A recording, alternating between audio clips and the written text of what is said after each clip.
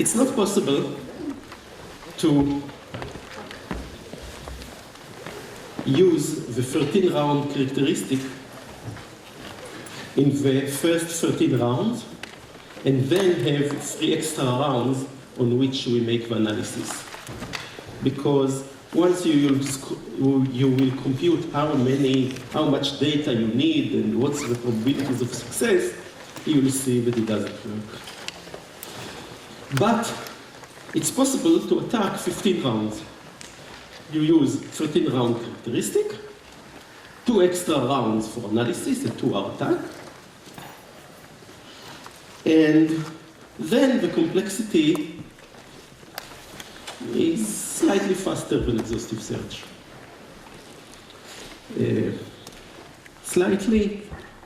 Much faster than exhaustive search, about 2 over 50, using the techniques that I mentioned, maybe 2 to the 52, because the characteristic, as we said, is probability of 2 to the minus 47. So one of every 2 to the 47 pairs is the right pair. Now that everybody had entered, I can start with the prologue again. As you see, I don't speak about hash functions. Though you have it in the slides, you can read it at your own time, free time. I'll finish this part and just do things more deeply and thoroughly than I prepared in advance. And I hope that you will like it this way. And maybe I'll add something if I have time.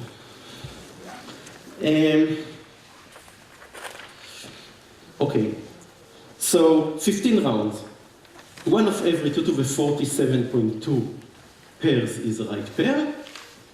We probably need many right pairs, say 100.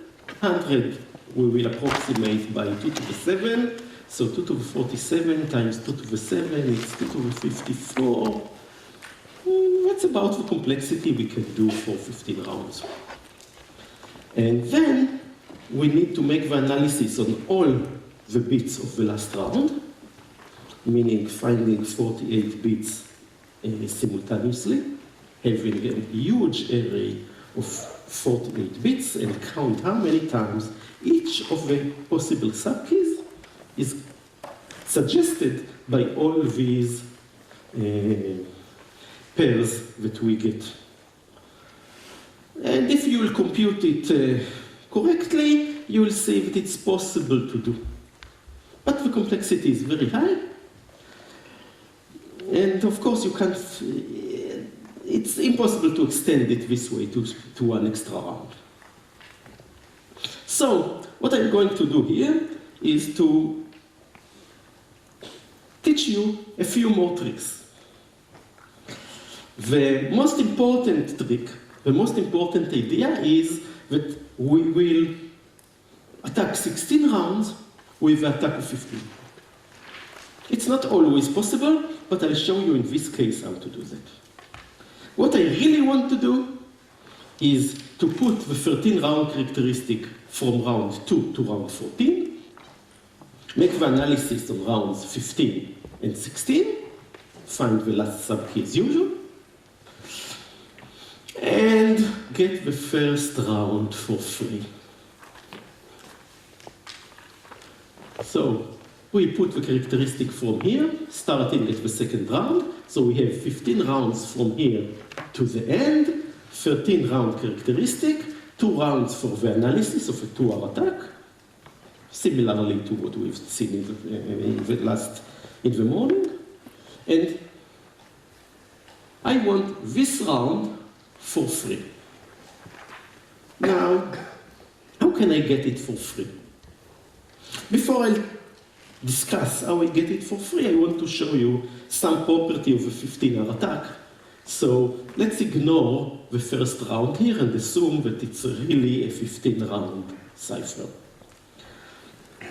Well, the characteristic starts with 0 to 0, psi psi to 0, 0 to 0, psi to 0, 0 to 0, psi to 0. And in round, let's count, 4 from the end, we have psi to 0, then 0 to 0. Clearly here, the difference must be psi if the pair is a right pair. Psi XOR 0 becomes psi here. And therefore, if the pair is a right pair, it's easy to compute the difference here, because it's a ciphertext left half difference XOR with psi. Similarly, the difference here is 0. The difference here is known from the ciphertext. And therefore, this value XOR this value is this value. We can compute this one as well. Now, we know the input difference to the next to the last round. We know the output difference of the next to last round. All of this assuming that the pair is a right pair. And if we look carefully, we see that psi in the right-hand side activates only 3 S boxes. This means that the other 5 S boxes, S4, S5, S6, S7, and S8, and S8 are not active, meaning 0 input difference, and therefore certainly 0 output difference. So we know the 20 bits on this side are certainly 0. Now, what's this? Since this is 0 and this is the ciphertext right half difference, so here the value here is the ciphertext right half difference. So for every pair, we know this value quite easily. We don't need to compute, it's just the difference of the right half of the ciphertext.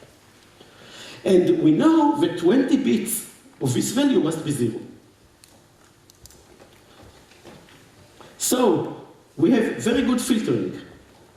Every pair that does not have these 20 bits being 0 here, we discard. And we use all the rest. So if we need some large amount of data, after a very simple filtering, we get much smaller amount of data. We had, say, 2 to the 54 pairs. We get 2 to the 34 pairs after this filtering, on which we should make analysis, and we have other tricks to follow afterwards. What this means? What does it mean, 20 bits 0 difference here? It means that these 20 bits are the same in both rounds. The first ciphertext has the same value in these 20 bits as the second ciphertext of the pair. Why do I discuss this? You'll see it soon. So, let's think about the 16 rounds. Do you still hear? Let's look at the 16 rounds. What I want to see is what happens in the first round. So we said that the characteristic starts at the second round. I want to find pairs that have the expected difference, like as in the characteristic, here. So what happens in the first round? In the first round, because in the third round we certainly have psi here, XORed with the 0 here, we'll have psi here for certain, as the difference. So the difference in the first round, which I want to get for free, is certainly psi. And now, if I will guess statistically what's the output difference in this round, it will be statistical, I will not get it for free. And actually I could add it as part of a 14-round characteristic, so it's not 13-round characteristic anymore. I want to get it for free. So let's look what happens at the output difference of this round. Since only 3 S boxes are active here, therefore only 3 S boxes have output difference which is not 0. So if I look at the difference here, at the output of this F, the outputs of 5 S boxes must be 0, meaning 20 bits of 0, and the outputs of 3 S boxes may have various differences. I don't know what. Let's assume that it can have all the options now. So it's 12 bits. So to the 12 options for these bits. Actually, it means 2 to the 12 options for A prime, capital A prime. Why? Because only 12 bits in capital A prime may be non-zero. So let's assume that all the values are possible. I don't know if all the values are possible.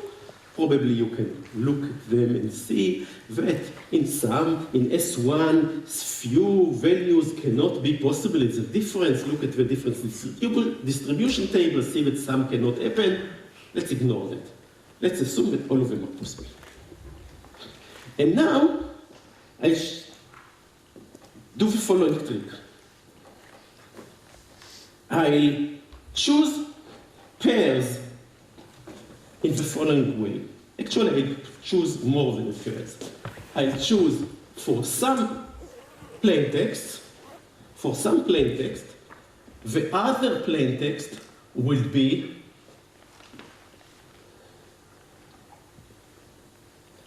must be of the form v psi x or p, where psi is this value in the right half, it must be the difference, and v is one of these 2 to the 12 possible difference on the left side, meaning 20 bits 0 and anything else in the rest, but I don't know what this v is.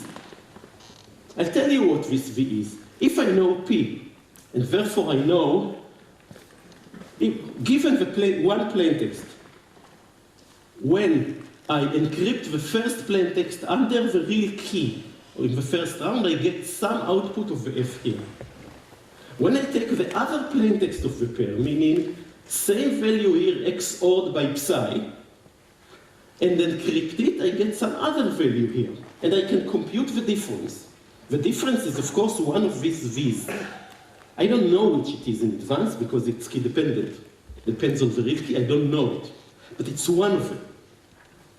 If I wouldn't know which it is, I could go and choose this pair. I could know which V it is, but I don't know which V it is. Okay, I don't. So I'll try all the possible ones. So I'll make a list of 0, 1, 2, 2 to the 12 minus 1. So it's a shortcut for all the values that might be in V. Okay, let's call them V0, V1, V2, up to V2 to the 12 minus 1. All the values that change only these 12 bits. So we'll get P star 0 to P star 2 to the 12 minus 1 equals. Similarly, I want to have, this will be P0 equals P, P1 equals P XOR 0, V1 psic 0. What do? I computed two sets of size 2 to the 12 each. One of them has the original value of the right half in all the set. This is the blue set. And one of them has the other one, XORed with psi. Since each pair must have once, in one member, it must have the original value, and in the other one, it must have a different psi when compared to the original one. So I do it in all this set, I have all the psis, and in the other one, I have all the ones without. Of course, I should compute it.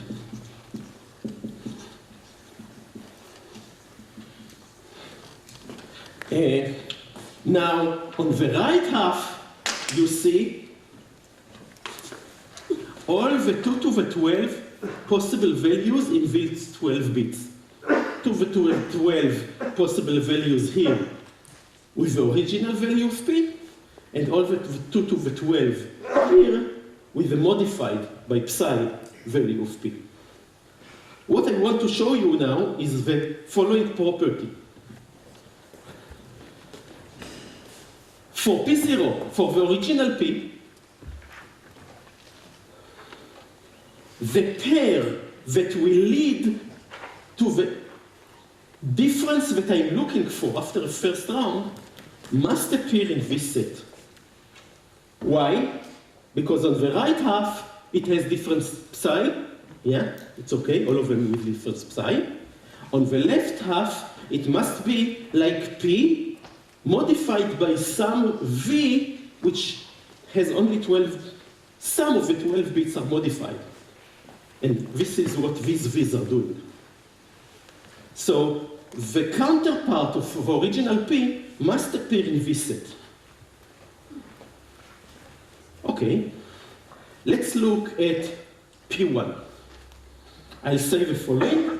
The counterpart of P1 must also appear in this set. Why? Because the counterpart differs from P1 by psi on the right-hand side and by some V, by these 12 bits, on the left-hand side.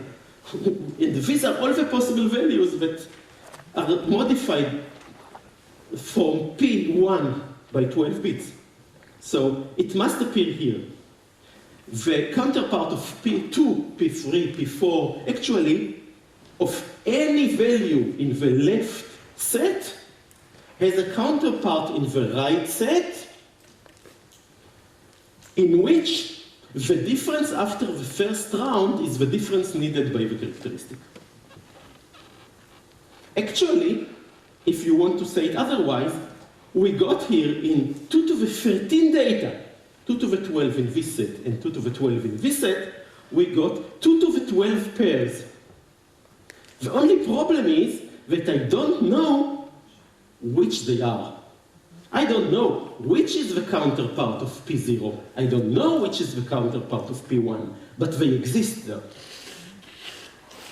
Okay, so once they exist there, I'll tell you the following. Let's encrypt, let's ask our enemy to help us, and encrypt all these 2 to the 13 plaintexts. So I know that there are 2 to the 12 pairs included. How will I know which is which? Question, how will I know which is which? You can know what are the right couples by the final result. Okay. I'll check these 20 bits. Of course, this is not 100% filtering that will discard all the noise, but most of the noise will be discarded. So if we have 2 to the 13 data, which potentially can be 2 to the 12 times 2 to the 12 pairs that we should compare, I'll take this data and hash it by the 20 bits from the left half, from the right half of the ciphertext. So I look for all the values here and all the values here that have the same 20 bits, which is necessary anyway for the attack to work afterwards. So from the 2 to the 24 potential pairs here, 20 bits will discard most. I will get 2 to the 4 on average after this filtering, meaning 16. So from this set, I get 16 pairs that I should later analyze, which means that I can do things much more efficiently. Okay, so I got 16 pairs. Each of these 16 pairs, meaning one from here and one from here, I got on average 16. I check. What do? I assume that that it's a right pair, meaning the characteristic holds in all these rounds. Compute the input. Here, I know both inputs and the difference. Compute the output difference here, it's easy. It's psi XOR the left half of the difference of a ciphertext. And check whether this difference may cause this difference by the f function, meaning go to each S box, check for each S box 6 bits to 4 bits, whether the entry in the table is not 0. If it's 0, bye-bye. And also, go to these 3 S boxes, these 3 active S boxes in round 15, and check if they may cause the difference here that you can compute anyway. It's the right half of a ciphertext. If in one of these 3 S boxes the value in the table is 0, discard the pair. Go here. At this point, you know what V is because you know the pair already. You know what's the 2 plain texts. Once you know V, you can check whether psi may cause this particular V by the 3 S boxes, by the 3 active S boxes in this round. If it's impossible, discard the pair. So out of these 16, much fewer remain.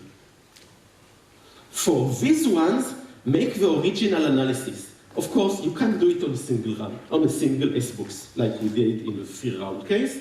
You need to do it on all the 48 bits of the subkey of the last round, meaning compute the options for the 6 key bits of S1, for the 6 key bits of S2, and so on, and make the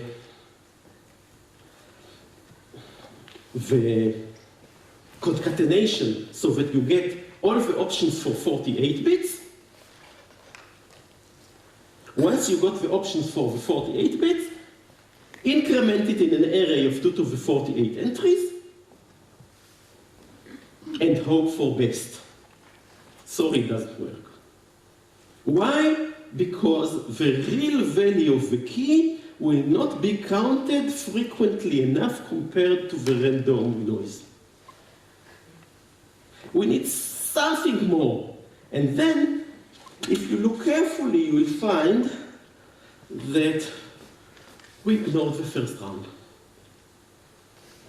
In the first round, we know both inputs, we know the output difference. Now, this psi activates S boxes 1, 2, and 3, meaning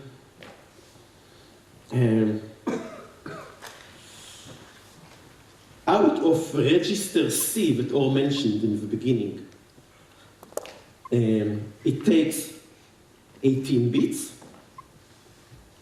Here, out of the register C, we used 24 bits. In register C, there are 28 bits. So, if you check well, you'll see that all the 28 bits of register C, meaning half of the key, we used all of them here and here together. 24 here, 18 here, 14 of them are common and 4 are not. So we use all the 28. If we will take into consideration also the 3 S boxes here that can be analyzed the same way as in the ciphertext, we will count not only on 48 bits, but on 52. because we got 4 bits from the first round which do not exist on the last round. So we count on 52 bits. So we have an array of 52, so 2 to the 52 entries. We check for the possibilities of the keys for any value here on 48 bits. We extend it by more bits in the beginning. Recall that some of the options here will be eliminated by here because it's the same bits, and some of them will be dropped because we will get some contradictions here, but we'll, in addition, get the 4 extra bits. So we have 2 to the 52 array. For each suggested 52 bit of these 52 bits of the key, we increment by 1 when it's suggested.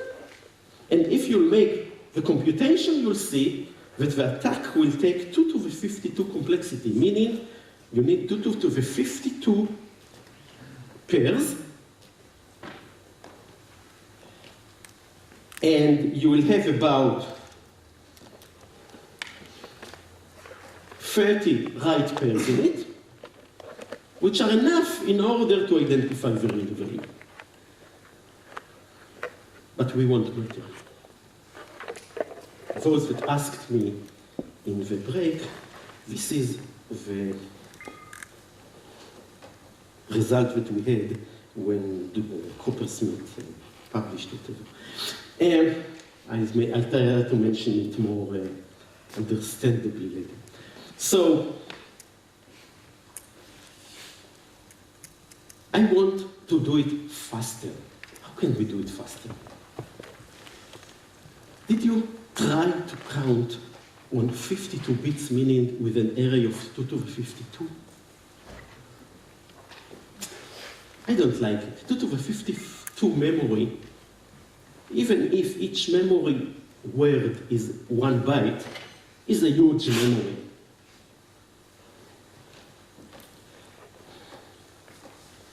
How can I do it better? Once I got a suggestion for 52 bits of the key, is there a more efficient way to check this key than to increment something in a huge array? You can guess 4 bits. You can guess 4 bits. This took a month to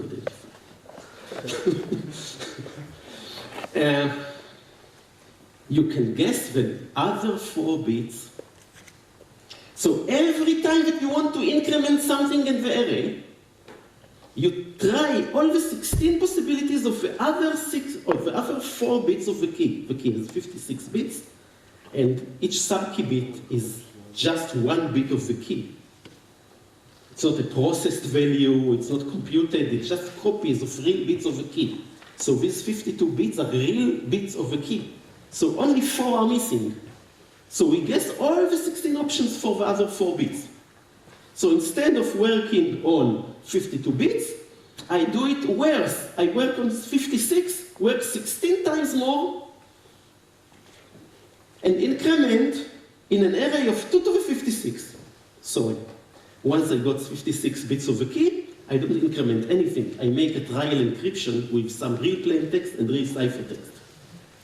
If the trial encryption computes the expected ciphertext, if it's not, it's the wrong key, we discard this key, continue without incrementing anything in the table.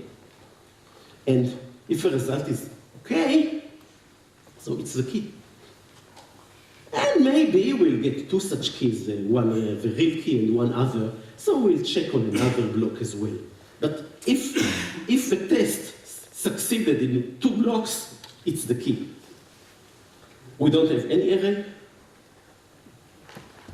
And the first right pair must give me the real key. Actually, instead of needing 2 to the 52 right pairs, what I'll tell you now, I need 2 to the 47 because I need the first right pair, so 2 to the 48, following what I said till now. 2 to the 48 to find the first right pair, And once I got the first right pair, I don't know if it's a right pair. Once I got the first right pair, it will give me the key, and I'll add 4 bits, I'll check, and I'll find out that it's the key, and that's all. So possibly the first pair that I check is the right pair, and I find the key in the first one. All of these counting techniques that I mentioned, for example, on the 8-round attack, require that I use a large amount of data, meaning getting several right pairs, and only once I did all the analysis, I can look for the value which was most frequently suggested. Here I find the key. Once the first right pair is given to me. Now, I speak now about pairs, but you remember, I started with big structures. Since the structure contained 2 to the 12 pairs, I did not know in the beginning which is which, but it contained 2 to the 12 pairs. So I need, in order to have 2 to the 48 pairs, I need 2 to the 36 structures. So you can compute the amount of data that is needed for it. There are a few more improvements. The major remaining improvement is the fact that we have 2 such characteristics. I said psi, 1960000, and the other psi, which was 1b60000.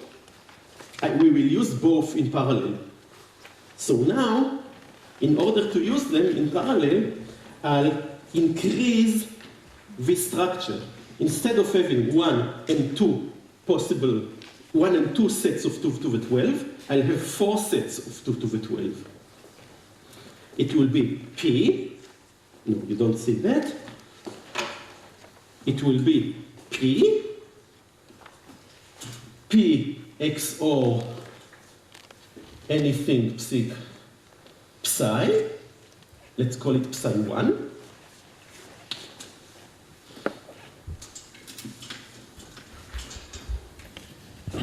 P XOR psi 2 and P XOR both. And in each case, on the left half, I have 2 to the 12 options, just like before. So, we spoke about these pairs. Now, if you look carefully, the structure grew from 2 to the 13 data to 2 to the 14. These 2 pairs have the same differences as these ones, because psi 2 XOR psi 1 XOR psi 2, it's the psi 1 that we had before. So we have 2 to the 13 pairs with difference psi 1 in the data, in 2 to the 14 data. But now we have also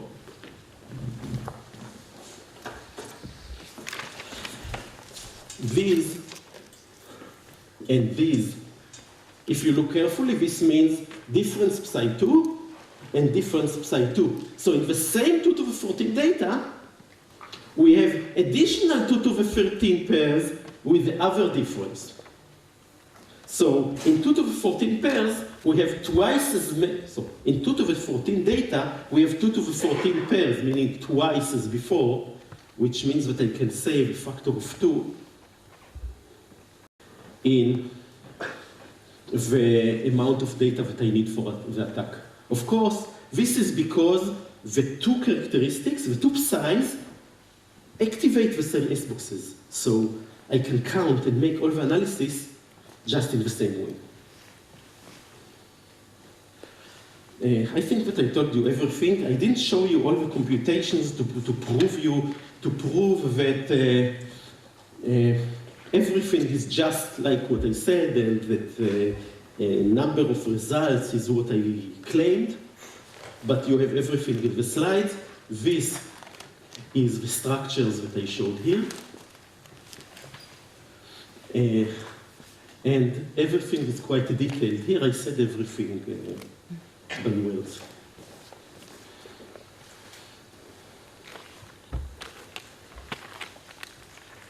Okay, so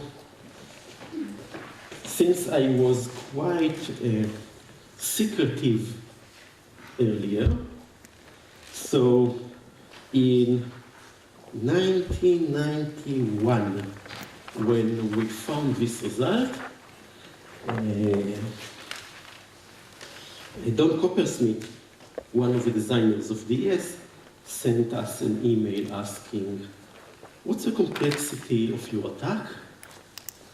Is it closer to 2 to the 55 or to 2 to the 10? He wanted to know if it's an attack that is highly practical or theoretical. And before I got the answer, I found out somewhere on the web that he had a seminar in IBM after the information that we have some attack was leaked to the newspapers, so he spoke at IBM and claimed the result of 2 to the 47. Well, at that time we had the 2 to the 52 that I mentioned before. So they knew it before. And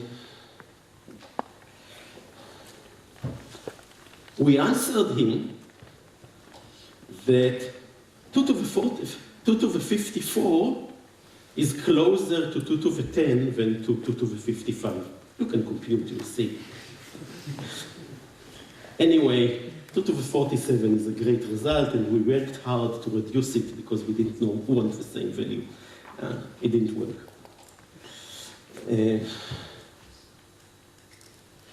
You can see here a table showing the results for various numbers of rounds.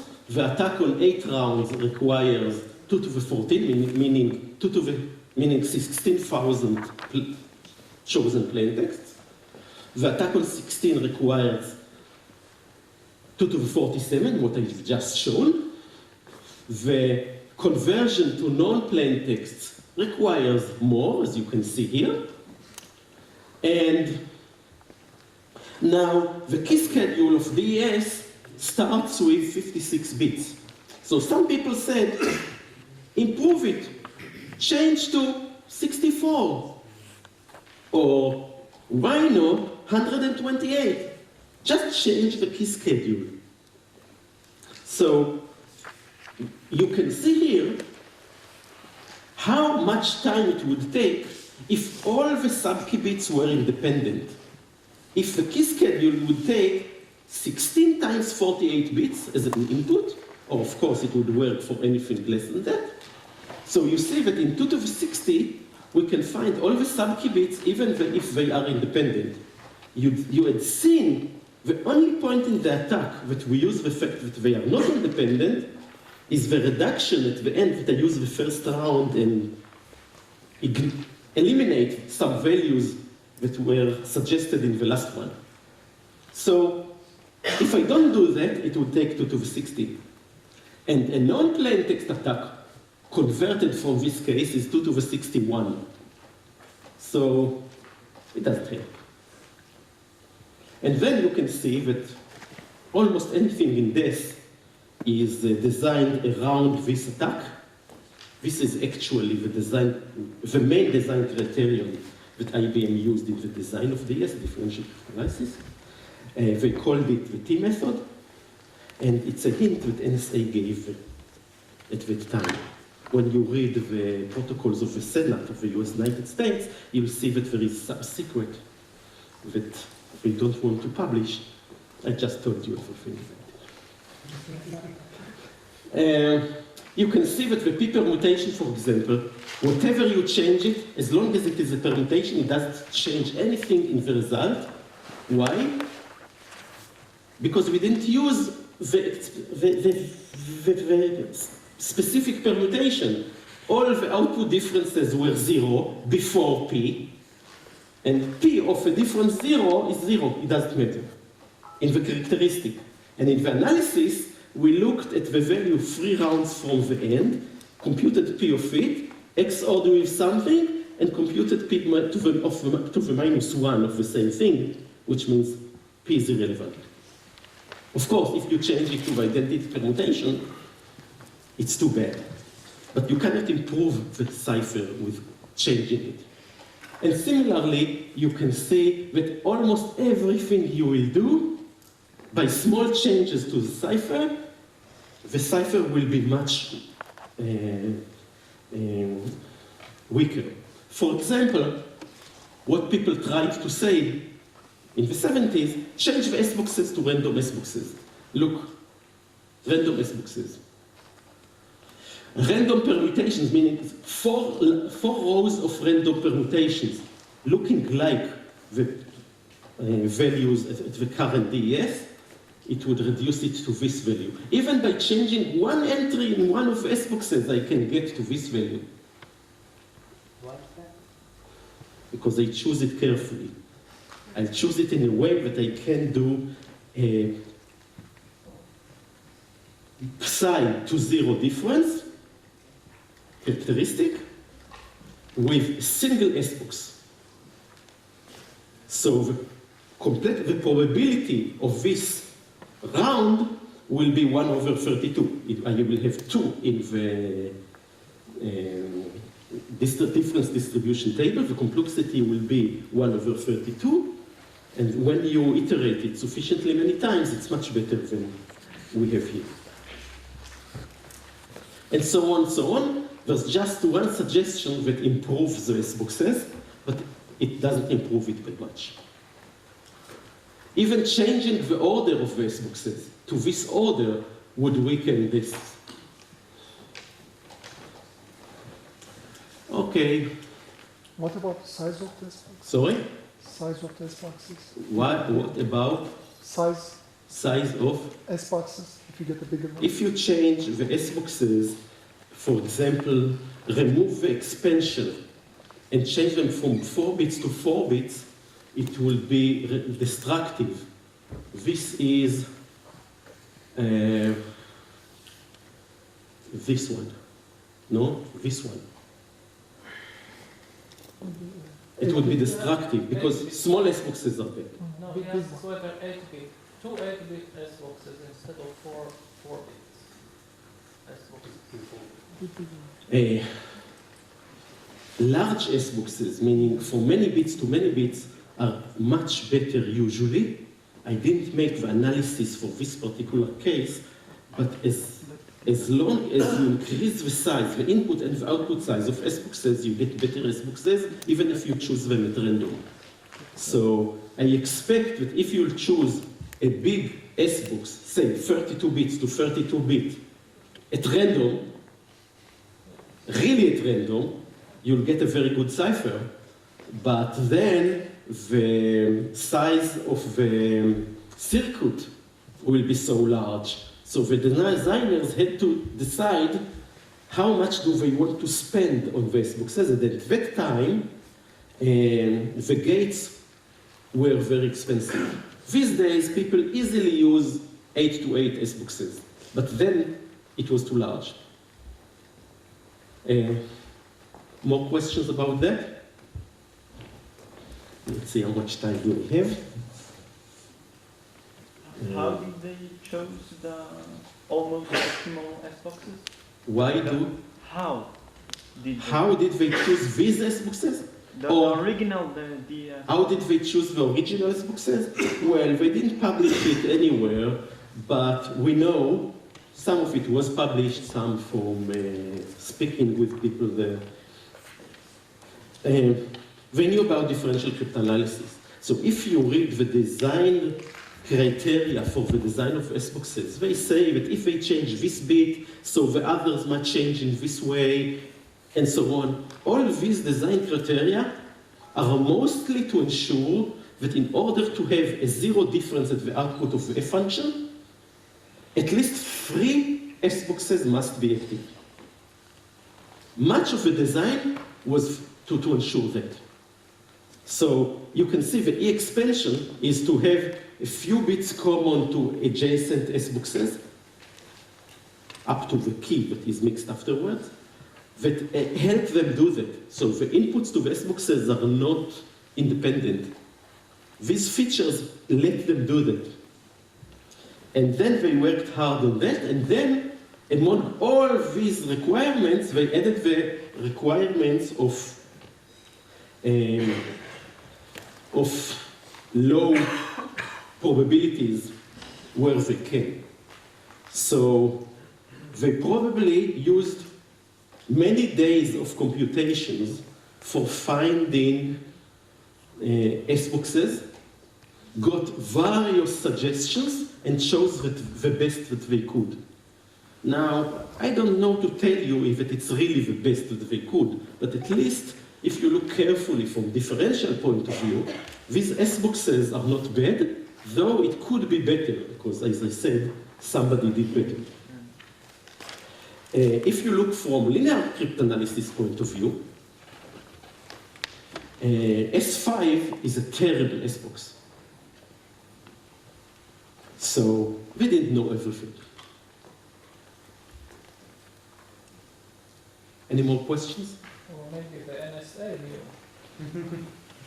Yeah, but at that time, it appears that the idea was to give the banks a good cipher. And the NSA wanted to give the NSA a relatively good cipher. And when IBM suggested Lucifer, Lucifer is the predecessor of this. It had two versions, you can see it in the literature. One of them is more SP network, and one of them is a Feistel cipher. Feistel meaning two halves with just like this. The NSA came to IBM and told them that it's not secure enough and gave them the hint that is called now differential cryptanalysis. Hint. They didn't tell them everything. They told them, look, differences. I'm not sure what the words were, but IBM rediscovered it through this hint. So NSA were not so bad at the time, though they didn't want that everybody will use it. So they asked IBM not to use keys of 128 bits. And when IBM wanted to have 64 and NSA wanted 40, so they met in the middle. It's closer to 2 to the 40 than to 50. The middle is 2 to the 63 plus. Any more questions? Okay, it's not on your slide, but I want just a few minutes, very few minutes, just to show you the basic idea of linear cryptanalysis. I will not speak about linear cryptanalysis, just want to show the basic idea of it and skip to the next topic.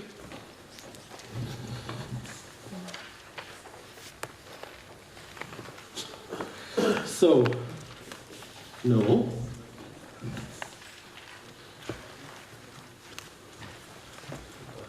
So, in linear cryptanalysis, the idea is not look at differences. Linear cryptanalysis doesn't, you don't have slides,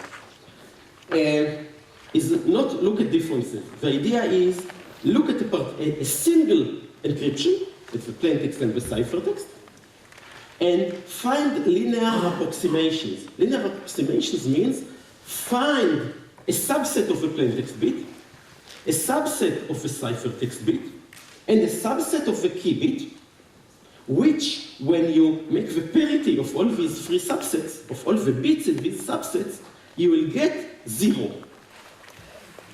Now, as we said in differential cryptanalysis, the world is not perfect, and therefore we will allow for statistics, meaning that it will happen with some probability. Now, you would expect that if you choose it at random, it will be half and half zeros and half ones. Therefore, if it's half and half, it's the worst case for that attack. So, you see here, plain text times the subset, when you will see this value, it will mean which bits in the plaintext are considered.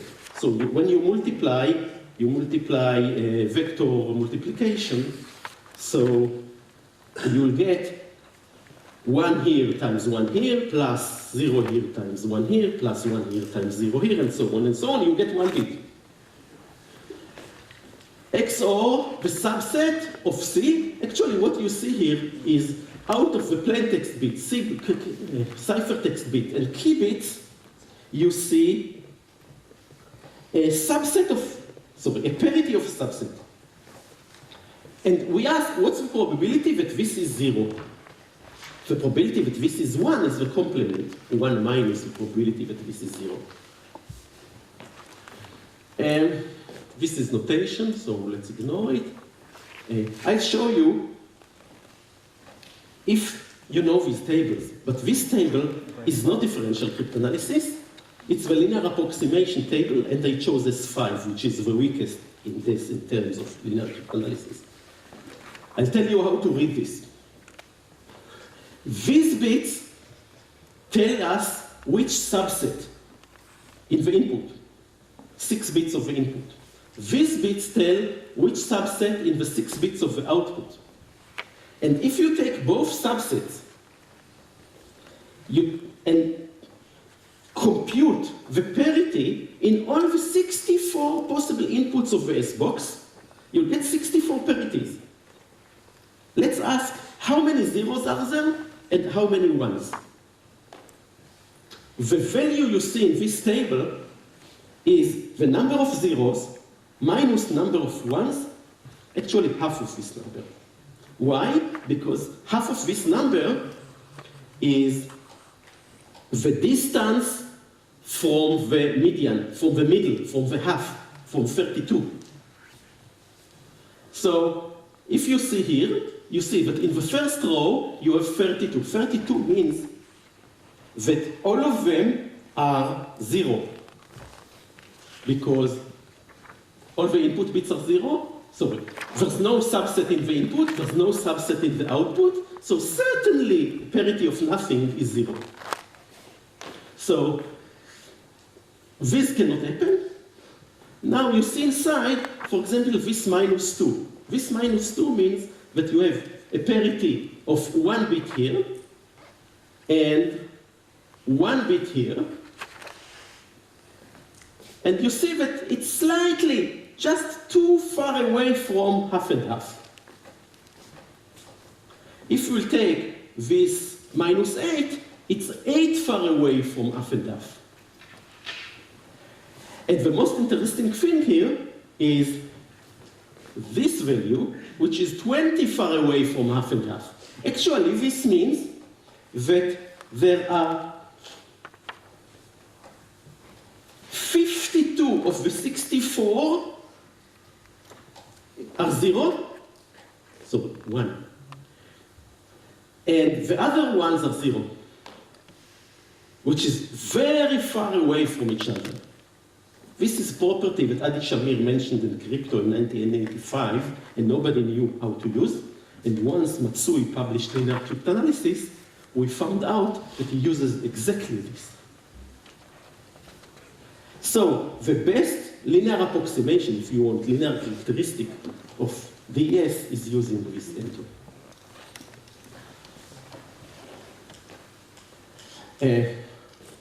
Now, I can show you characteristics of linear approximations called of DES using linear cryptanalysis.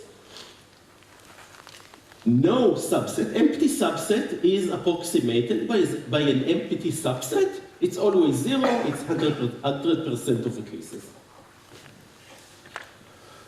Non-empty subset is approximated by this non-empty subset with probability half minus 20 over 64. This is the one that I showed in S5 with the minus 20. So I can approximate the parity of this and the parity of this and the parity of a few bits that are not mentioned here, actually one effective key bit, that is not listed here with this probability. What the most important part in this probability is the distance from half, meaning the minus 20 over 64. If it's half and half, it's not useful. I can't identify. But if I have a cipher with this value, take a few such, take a sample of many encryptions, check the parity of the bits from here and the bits from here. What you get? You get that you expect that the value, that with this probability you will get 0 or 1, but remember, you missed one bit. You missed one bit of the key in this approximation. So if you got 1 and you should have got 0, meaning this bit is 1. It flips the result. If you got 0 and you expected to get 0, this bit is 0. So you can get this bit of the key. Actually, what we get here, if I go backwards to here, since we know the plain text and the cipher text, once we know the expected probability and we have a large enough sample, we get this bit, parity bits of key bits. Now, just very, very shortly, we can have longer characteristics. The rules of these characteristics are slightly different than in differential cryptanalysis, but if I speak about that, I'll miss all the other things that I'm going to show. I just wanted to show, you see, this, all those that ask about characteristics and iterative characteristics. This is the best characteristic that Mitsuru Matsu used to break 16-round DES using linear cryptanalysis.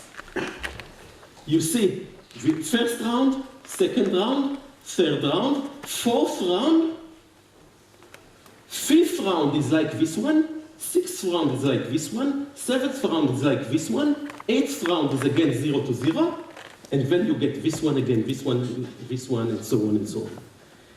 You see here an iterative characteristic of 8 rounds, not 2. It iterates after 8 rounds. All those that ask, can we have some other number of rounds of iteration? This is an example. In this case, in linear cryptanalysis.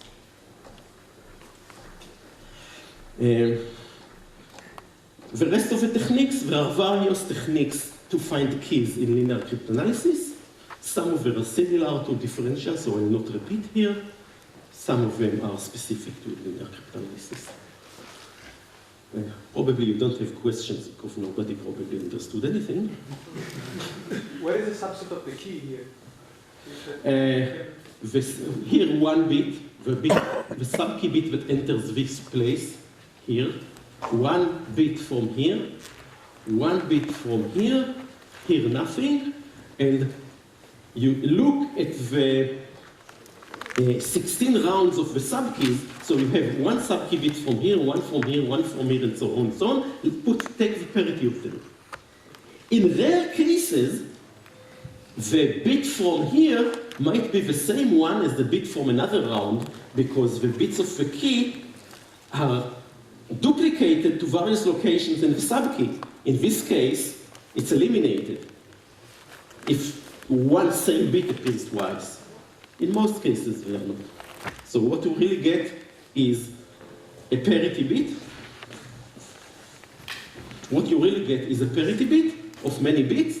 In addition to that, by counting techniques similar to what we've seen in differential cryptanalysis, you can get bits of the last round, which is the real key that we found. We find this parity, but the most important part is using these characteristics using counting techniques similar to differential cryptanalysis. We know the 2 inputs, blah, blah. Yes? The parity bits that you get, it's on a subset of the key, subset of the bits that you can choose as you please? The subsets are based on characteristics, or let's call it linear approximations. So if you find a linear approximation with a high probability, meaning a high bias, it doesn't matter if it's half plus or minus something, but with something, this bias should be high. If you, for any linear approximation with a high bias, you can do that. If the bias is small, it will not be helpful. And if I recall the table correctly, there are very few of those. You should build it for all the cipher. Once you build characteristics on top of these tables and so on, you hope to find good approximations for many rounds. There are many words to be said about that, but I will not have time.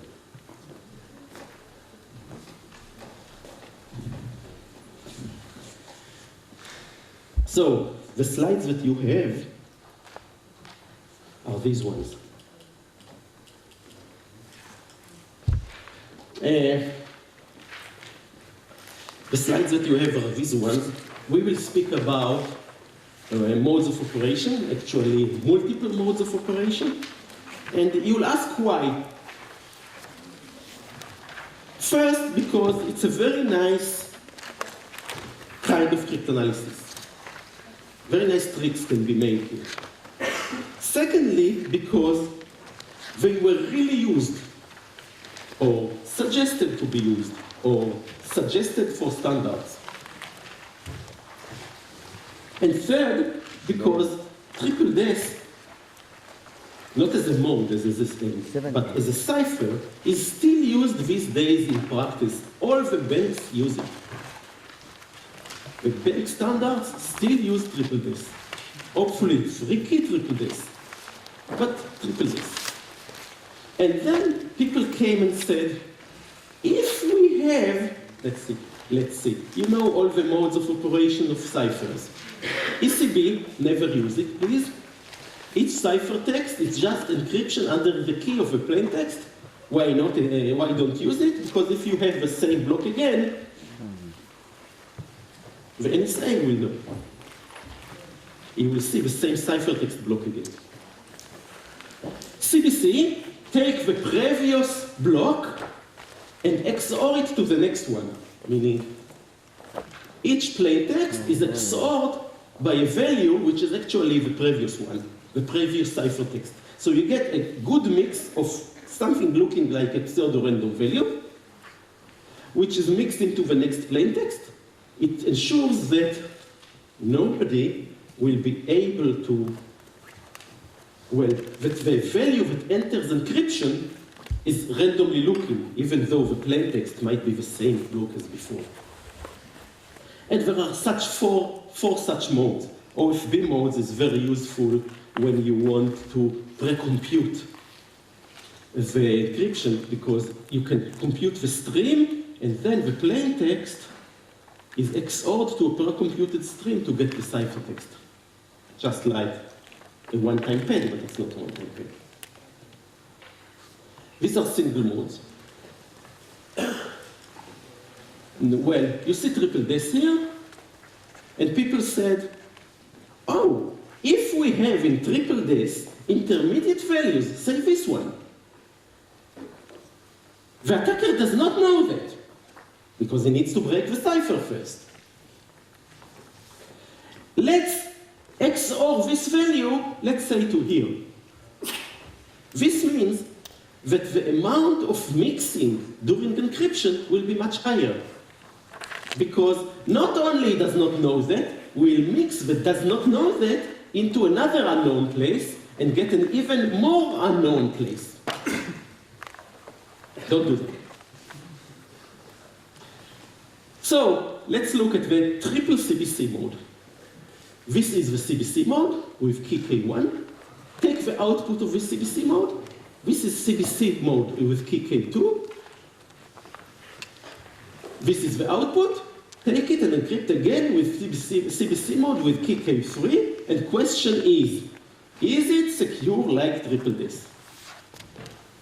Well, those that wanted to encrypt said, we use triple des with CBC mode around all the free encryptions. It's 3 times slower than des, because you need to wait till all the free encryptions are done before you encrypt the next block. Here, you wait till here. At this point, the next one can be already computed while you encrypt the second encryption of the first block. So you can do by pipelining all these in parallel, so it's the same speed in hardware as single desk. And triple encryption, meaning as secure as triple desk. I'll show you that it's not. What about this?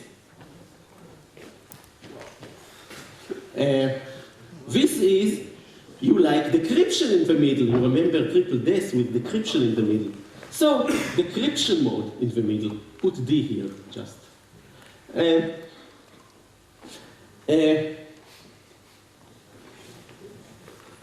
were more. And people suggested these modes to real standards, to real ANSI standards. And ANSI had drafts suggesting these modes. And others. They're more secure, claimed to be more secure, claimed to be 3 times faster, and attackers will have no hint on what happens during encryption because unknown values from one place are mixed into unknown values in the other place, make it even more unknown. And there were various kinds of suggestions. Let's ignore this slide. First thing, as you can see in the theorem here, if you concatenate, have a cascade of 2 encryptions, it must be at least as secure as the stronger of all the 2 or 3 that you concatenate. Why? Because take the stronger, concatenate to it encryption to which you choose the key, because your enemy uses the stronger one. You choose the key of the next one, put it into the breaking machine, it will find you both keys, including your enemy's one. And therefore, it can't be weaker, because if the original, the shorter, the stronger of the 3, of the 2, is strong, there can't be a machine that finds the key of it. But I'll show you. If you are doing it wrongly, saying 2 key triple desk, put the key K1 here and here, and also use 2 ciphers. Why not fill and desk? Fill is a very good cipher. We made my... Even recently we broke it again.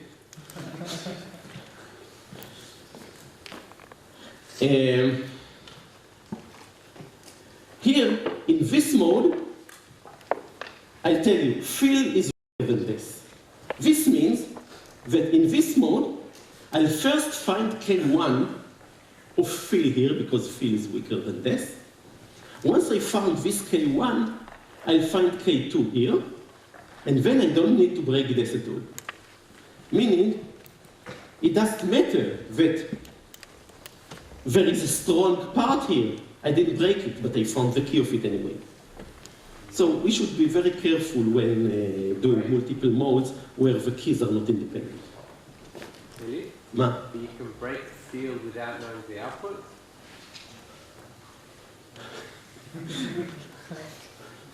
The output is math. You ask because here I don't know the output. I'll show you the techniques. You'll see the techniques.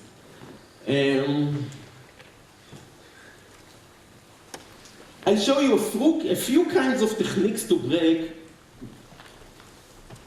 multiple modes.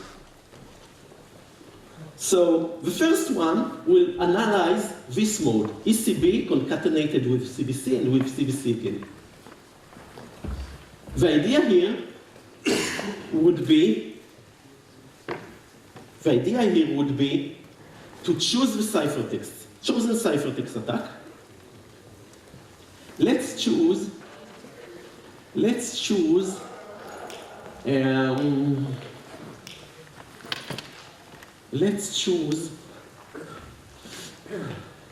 this value. Let's fix this value to some value. Let's fix this one to the same value, and this one again to the same value.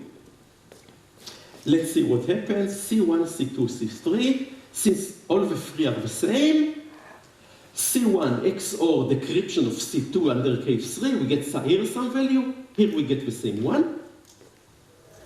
Decrypt it again under K2, you get here some value. Now, let's choose C0 to be a second value. I'll tell you what's the difference between C0 and C1. It's just the difference required for differential cryptanalysis of this cipher. So, C0, here, this decryption of this XOR this is equal to decryption of this XOR the difference, meaning we know that this one equals this one. Therefore, this one and this one differ by this difference required for differential cryptanalysis. What happens here? This one decrypted XOR this one. This one and this one are the same. This one and this one differ by that difference. So the encryption here, and P2 encrypted under K1 and P3 encrypted under K1 differ by this difference required for differential cryptanalysis. What should we do now? If we get many pairs of this kind, we get difference in the ciphertext that is required to differential cryptanalysis. We get the plaintexts themselves, both plaintexts of a pair, and we get many such pairs. Now, the only remaining point that I should mention is that because ciphers, symmetric ciphers, are symmetric, meaning it doesn't matter if I do the attack from the ciphertext or from the plaintext, it works the same way, I find the key. So if you can see the details here,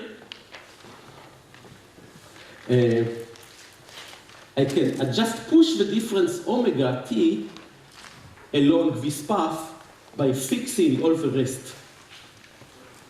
Actually, here you see a different notation. I have three ciphertexts, and I have three other ciphertexts.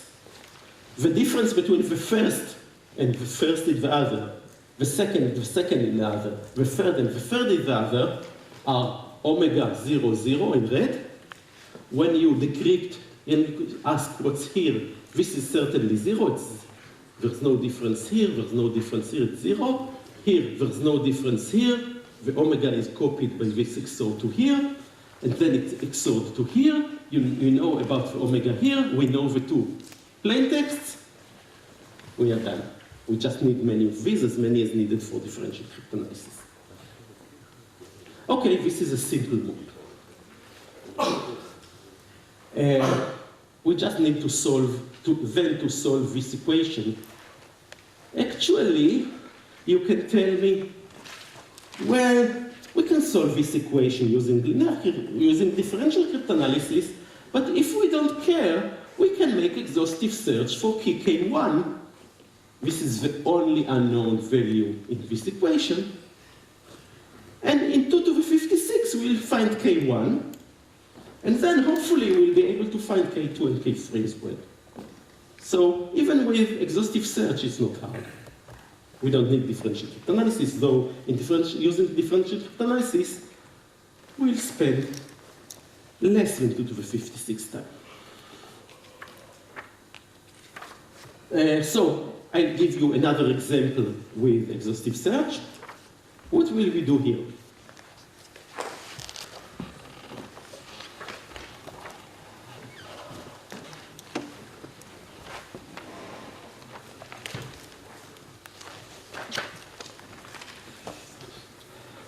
int, I will find K3.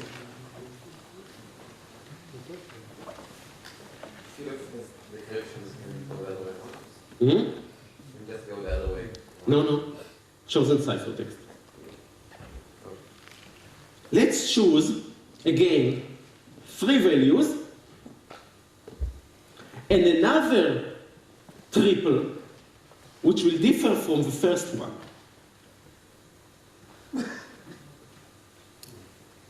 So, let's choose difference 0 here and difference 0 here with our C1 and C2, and the counterpart of C1 and the counterpart of C2 are the same as C1 and C2. Let's choose C0, any 2 values, not the same.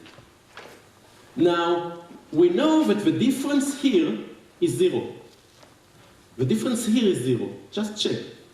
These are the same, therefore these are the same, these are the same, these are the same, these are the same, these are the same, these are the same. So here both values are the same, here both values are the same. Therefore, the difference here, I don't know what it is, it's not 0.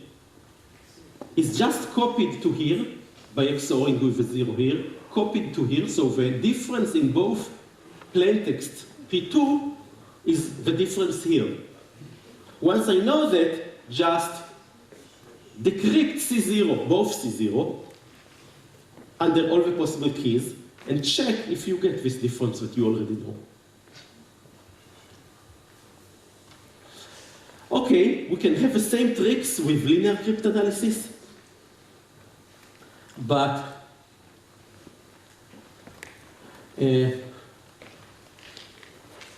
and as you can see, and I'll skip that, you can have a known plaintext variant of this attack, of this particular case of attack. What about this?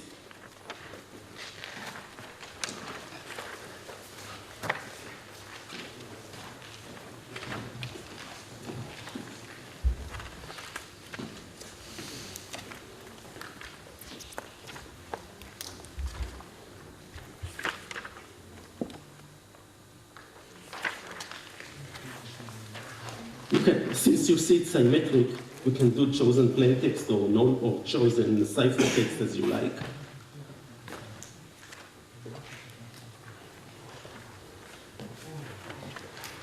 Those of you that miss it, let's say chosen plaintext.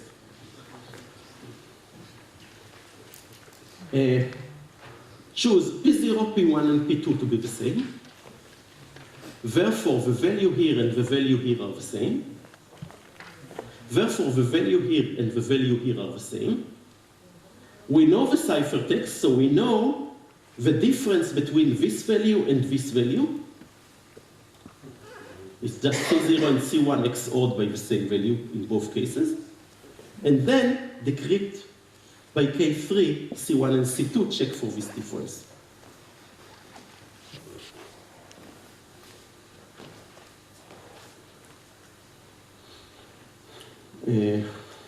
You can see that it's possible to do with known plaintext as well.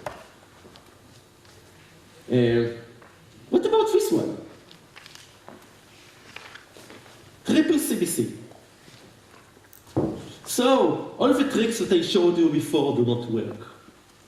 You need another technique, and there's a hint on the slide. What should we do?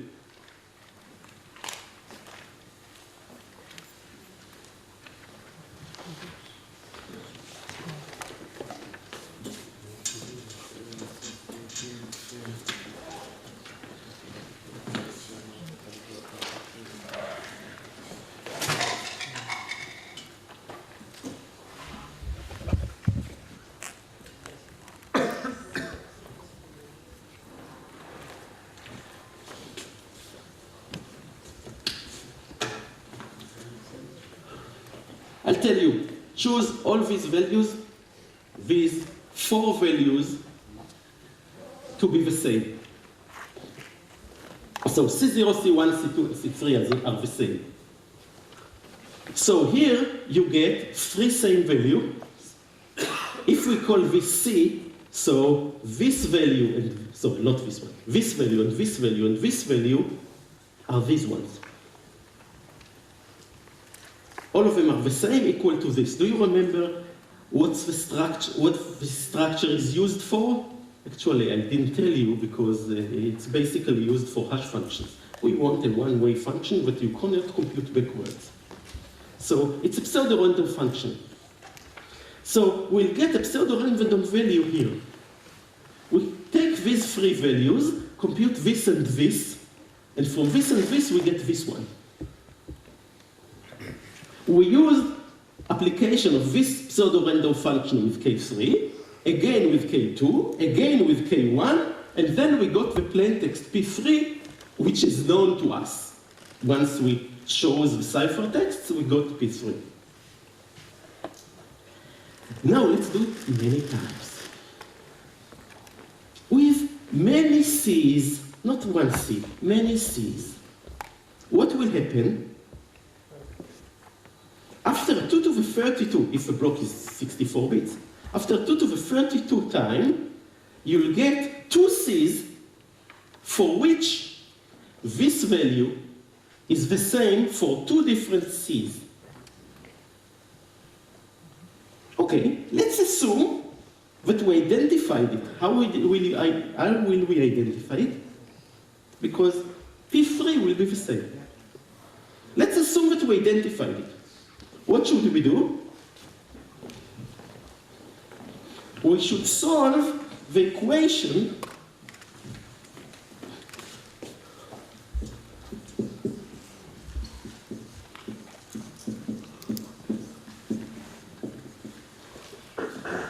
C and C star are known, K3 is not. Try all K3s.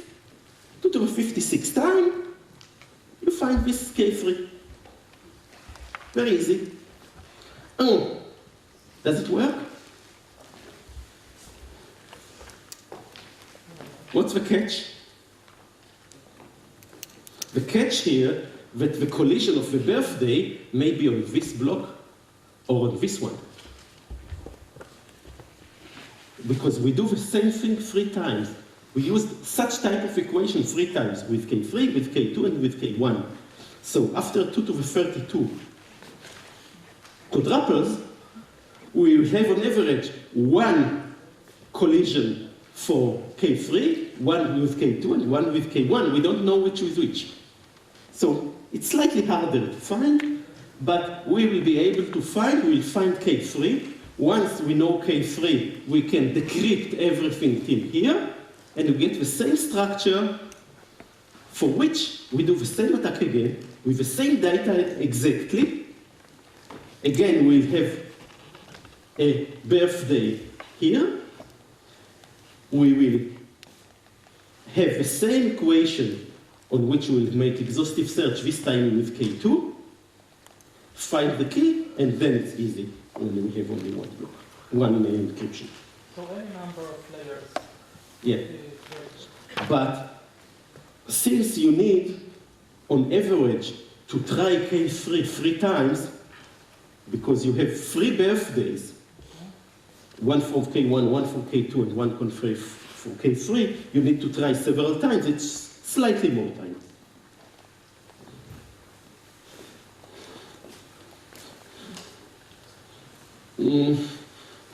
Well, I showed you the easy cases. The next one, as far as I remember, here you can see it here. C goes to X, goes to Y, goes to Z. In each of these transfers from C to X to Y to Z, there might be a birthday. The next one is more complicated. It's not the most complicated, but if you consider all the 6 to the power 3 minus 1 possible modes of operation based on the standards for the 4 modes of operation, meaning ECB, which is its own inverse, OFB, which is its own inverse, CBC and CBC inverse, CFB and CBFB inverse, you have 6 cases. select each of these in each of the 3 levels, you'll get 6 to the power 3, 216. One of them is triple ECB, which is triple des. Just ignore it, it's not a mode. It's not a real triple mode. There's nothing that goes in between the rounds. And so you have 215 cases. You can break all the 215 cases by attacks of this kind or more complicated ones. Some of them are very complicated. I want to show you the attack on this mode. Well, it's clear to you that I don't want to try this one because it's double des with output XORed with an OFB stream, which makes it quite hard to analyze. And therefore, I'm going to analyze the OFB stream. Okay, like I usually do, let's fix the plaintext. So let's assume that all the plaintext blocks are the same. What can I do further? Question. What can I do now? If, You can throw the outputs. let's see. If all of these are the same, all of these are the same, and all of these are the same. Therefore, in all the XORs here, all the values that enter here are the same. The OFB stream gives me some value here, it's encrypted again to some value here, encrypted again to some value here. Let's call these values V. Let's call this V0, V1, V2, V3. And the C's, the C0, C1, C2 are V1 XOR something that I don't know, V2 XOR the same something, V3 XOR the same something, and so on and so on. The something is the value here. Okay, what's now? You can store it. Okay, if I XOR C0 and C1, I get V0 XOR V1. Very nice. Okay, what's now? Then you check what they agree or something. How?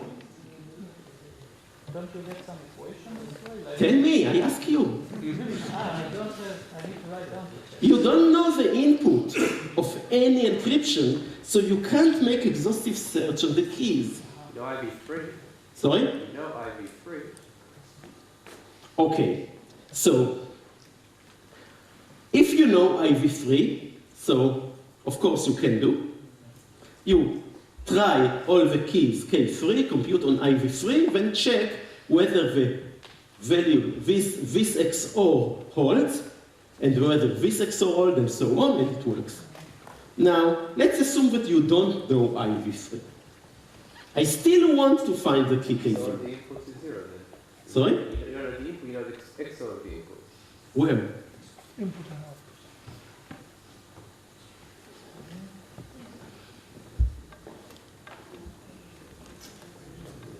Since I don't know the value here, I know only this one XOR this one, I know this one XOR this one, and so on.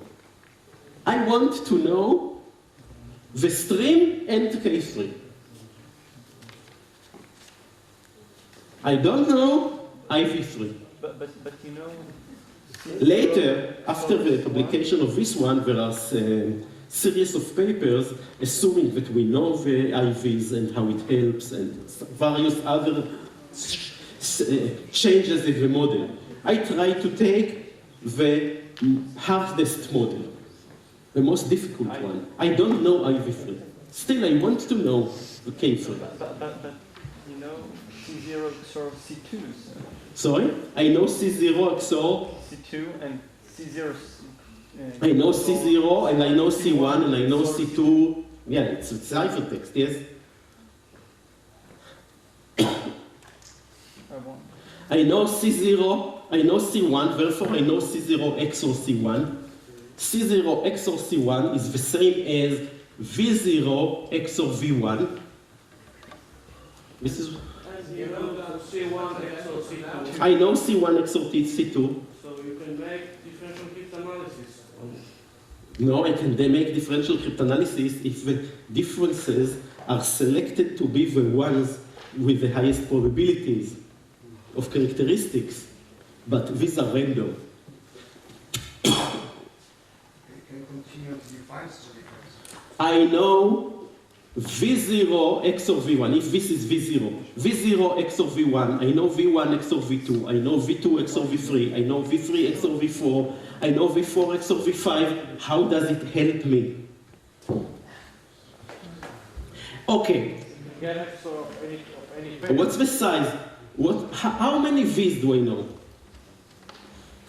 How many XORs of V's do I know? Of any pair. Sorry? You can get an XOR of any pair. Of any pair of Well, let's assume that I get a stream of any length that I want. What's the length, the average length of this stream that I'll get? At some point, the OFB mode will cycle. At some point, the OFB mode will cycle. And then, once it cycles, the next block there will be the same as the first one here. And the next one will be the same as here, and so on and so on. Since these ones are fixed, the ciphertexts will cycle. How many of these do we have? So, if you look at the literature, the average cycle size of an OFB mode is 2 to the 63. Therefore, I'll do the following trick. I'll guess. You said that I want to know the value here. Let's guess it. What's the probability to succeed? 2 to the minus 64. But what's the probability to succeed with a value that appears in the cycle without knowing where? Half. The cycle is 2 to the 63 different values on average. So I'll guess the value here. I don't care that it's here, it might be anywhere. Once I guess the value here, since I know this one XOR this one, I will know this one as well. And I'll know this one as well, and so on and so on. So for each guess, if I would know the location, I would know the next one. I don't know the location. I guessed somewhere without knowing the location. So it's more complicated. So the idea is guess some value, encrypt it under K3 to get the next value, XOR the value that you guessed and its encryption. This is the XOR of 2 consecutive values in the stream, which you know already. You mean so using the new guess of K3? No, it's chosen plain text. You were guessing K3. Yeah, yeah. Okay, again. I know the XOR of any 2 successive values here in the stream. Now, I'll guess one value, not the XOR. I'll guess one value in the stream without knowing which. Now, the probability to succeed is half. Now, I try all possibilities of K3, 2 to the 56.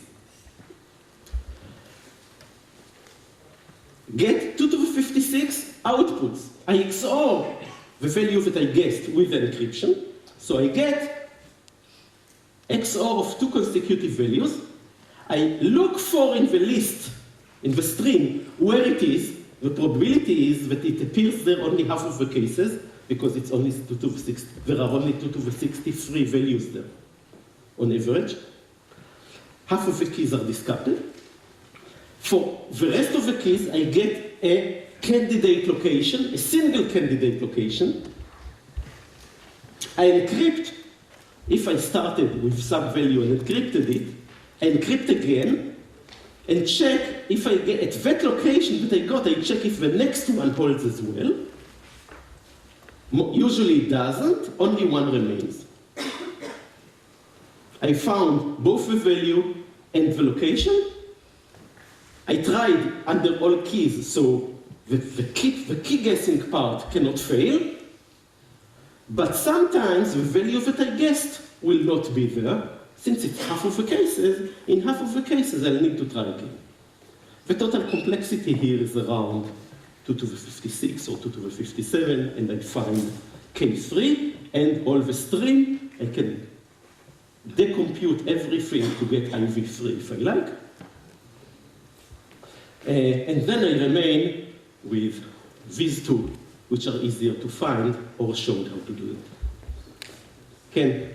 To find the location, either you're comparing it to every possible location, and you store the 2 to the 63 possible locations in the table, or you...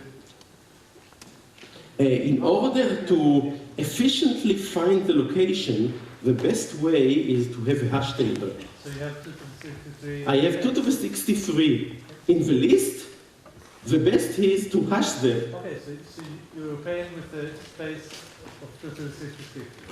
2 to the 63 memory for a hash table is needed for this implementation. Possibly it's possible to do slightly better than that. And I'll skip the rest because you want for a break probably. And then Or will continue with the rest and he'll discuss, I forgot what, you will know later. Thank you.